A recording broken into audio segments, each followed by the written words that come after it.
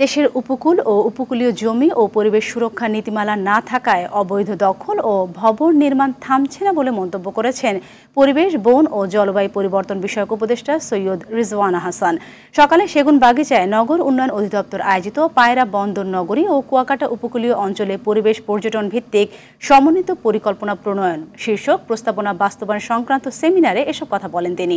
অনুষ্ঠানে পায়রা বন্দর নগরী ও কুয়াকাটা উপকূলীয় অঞ্চলে পরিবেশ পর্যটন ভিত্তিক সমন্বিত পরিকল্পনার প্রস্তাবনা উপস্থাপন করা হয়।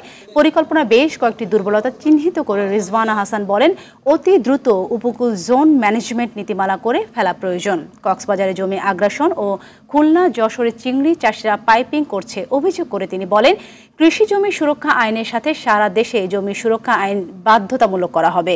কুয়াকাটা প্রকল্পে গলফ কোর্স ও বিমানবন্দর নির্মাণ প্রস্তাবের সমালোচনাও করেন রিজওয়ানা হাসান। কোস্টার থেকে কত কিলোমিটারে কি হবে, কত কিলোমিটারে কি হবে না, এই কথাগুলো বলা নাই।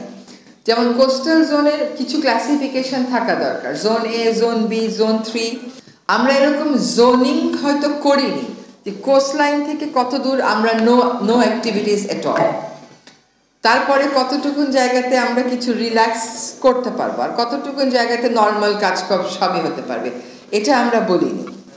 এটা আমার মনে হয় যে এই জোনিংটা জরুরি।